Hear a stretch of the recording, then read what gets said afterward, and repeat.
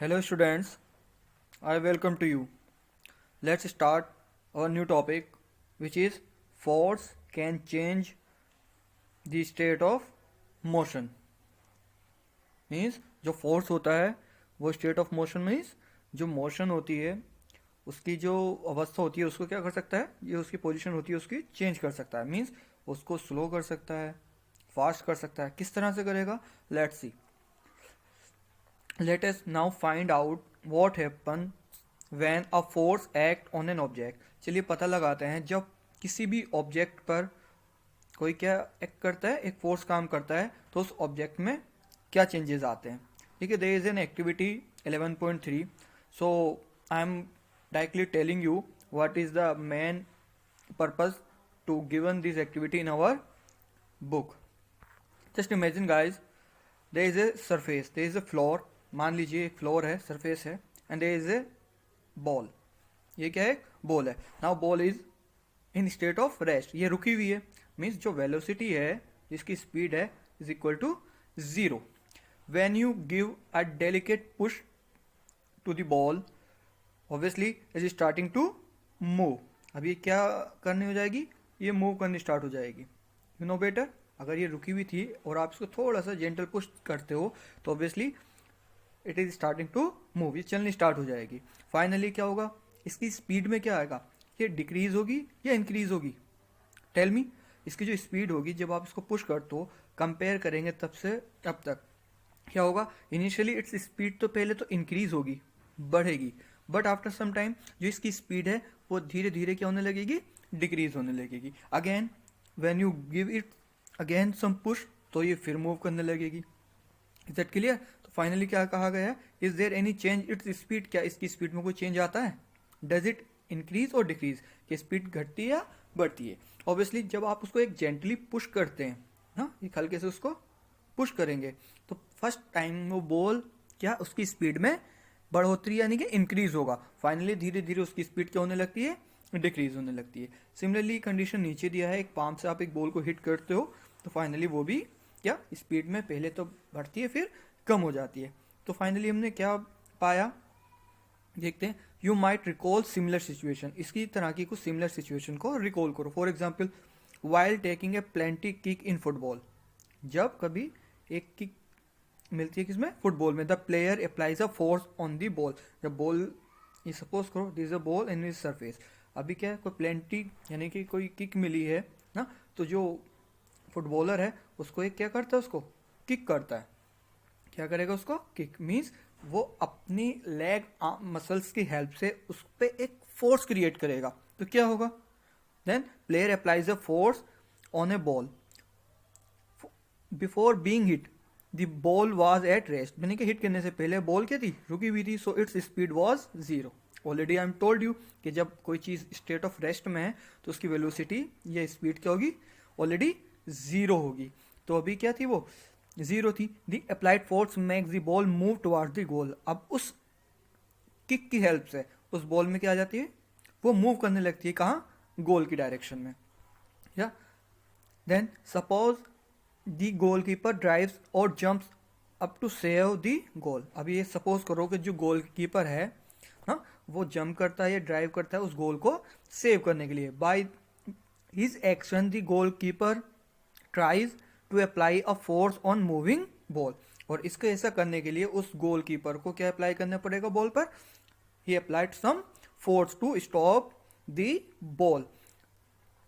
The force applied by him can stop और deflect the ball. अब उसके द्वारा ये लगाया गया जो फोर्स होगा, हो सकता है वो बॉल को रोक ले, कंप्लीटली उसको कैच कर ले, या हो सकता है उसको क्या कर दे, डिफ्लेक्ट कर दे. डिफ्लेक्ट मीन्स उसकी डायरेक्शन को चेंज कर दे. Is that clear. If the goalkeeper succeed in stopping the ball, अगर गोलकीपर इस गोल को रोकने में कामयाब हो जाता है, द स्पीड डिक्रीज टू 0. तो यानी इस बॉल की मूविंग बॉल की स्पीड क्या हो जाएगी, 0 हो जाएगी. कैसे समझेंगे, देखिए सपोज करो बेटा ये एक बॉल है, आप यहाँ से इसको किक कर रहे हो. सो ऑब्वियसली अगर ये हमारा गोल है तो ये कहाँ, इस डायरेक्शन में मूव करेगी. अब हमारा ये गोलकीपर यहाँ है, तो इस गोलकीपर क्या करेगा, इसको, इस बॉल को क्या करेगा, रोकने की ट्राई करेगा. अगर वो ये रुक जाती है तो फाइनली इसकी स्पीड फिर से क्या हो जाएगी, 0. I hope you clear that. Now let's move further. Their observation suggests that a force applied on the object में चेंज इट्स स्पीड, यानी कि इस ऑब्जर्वेशन से हमें पता चलता है कि जो फोर्स होता है वो ऑब्जेक्ट की स्पीड को क्या कर देता है, चेंज कर देता है. If the force applied on the object, अगर फोर्स ऑब्जेक्ट पे अप्लाई हो रहा है in the direction of its motion, अगर किसकी डायरेक्शन में, मोशन की डायरेक्शन में, the speed of the object increase, speed जो होगी ऑब्जेक्ट की इंक्रीज हो जाएगी. मीन्स सपोज करो ये एक पीस है ऑफ वुड, अगर ये किस डायरेक्शन मूव कर रहा है, it is direction to move in right direction ना, ये ऑलरेडी ये मूव कर रहा है, ठीक, और आप इस पर थोड़ा सा पुश और कर दो तो फाइनली क्या होगा, इट स्पीड विल इंक्रीज और डिक्रीज. ऑलरेडी मूव कर रहा था और उसी डायरेक्शन में आप इसको पुश कर देते हो, एक फोर्स अप्लाई कर देते हो, तो ऑब्वियसली स्पीड विल इंक्रीज, इसकी स्पीड क्या हो जाएगी, बढ़ जाएगी. If force is applied in the direction of opposite, अब सपोज करो अब जो फोर्स है इसकी अपोजिट डायरेक्शन में मूव कर रहा है, डायरेक्शन ऑफ स्पीड की, अगर डायरेक्शन यहाँ थी और फोर्स यहाँ इस साइड को अप्लाई कर रहा है, मूव कर रहा है, तो इसकी स्पीड क्या होगी, नो बेटर कि स्पीड क्या हो जाएगी, result in the speed decrease of the object, यानी कि उसकी स्पीड क्या हो जाएगी, कम हो जाएगी. मीन्स अगर आप स्पीड की डायरेक्शन में फोर्स अप्लाई करते हो सो स्पीड इंक्रीज हो जाती है, and you applied the force in against means opposite direction of the motion, so speed will decrease. यहाँ देखेंगे there is one child who are playing with a rubber tire. I have seen children competing with one another to in moving a rubber tire or ring by pushing it. यानी कि आपने देखा होगा ना, इस तरह से बच्चे खेलते फिरते हैं. I now understand why are the speed of the tire increase where it is push, यानी कि कब उसकी स्पीड बढ़ जाती है, क्यों बढ़ती है, क्योंकि देखिए जब मोशन की डायरेक्शन देखें आप, इस डायरेक्शन में मूव कर रहा है टायर और सडनली जो पुश हो रहा है वो भी सेम डायरेक्शन में, मीन्स अगर स्पीड की डायरेक्शन और फोर्स सेम डायरेक्शन में हो तो जो स्पीड होती है ऑब्जेक्ट की वो बढ़ जाती है, इंक्रीज हो जाती है. Is that clear? Now Paheli is curious to know whether application of the force can only change the speed of an object. Let us find out. पहली एक बहुत जानने के लिए उत्सुक है कि जो फोर्स होता है वो सिर्फ क्या स्पीड में ही चेंज लाता है, किसी और चीज में चेंज नहीं लाता है. तो लेके बात कर लेते हैं. लेट अस कंसीडर सम मोर एग्जाम्पल. देखिए कुछ एग्जाम्पल यहाँ दिए हैं, सिमिलरली उसी तरह का उन्होंने एग्जाम्पल दिया है. मीन्स मैं आपको फाइनली बताऊं, ये अब उसके डायरेक्शन के चेंज की बात कर रहा है. अगर मैं इससे बात करूं, क्या जो फोर्स होता है वो डायरेक्शन में भी चेंज ला सकता है? देखिए स्पीड में तो चेंज ले आया, of a moving ball, of A ball which in rest, या कोई ऑब्जेक्ट जो रेस्ट में है वो इसकी स्पीड में तो चेंज ले आता है. क्या डायरेक्शन में भी कोई चेंज लेकर आता है? देखिए इसका जो कंक्लूजन है इस पूरे पैराग्राफ का, देखिए मैं आपको बता देता हूँ एक ही बार में. सपोज करो आप if you are playing cricket, so obviously the bowler ball to the batsman, then batsman hit the ball. Just imagine is a ball is coming towards the direction of a batsman. ये batsman है हमारा.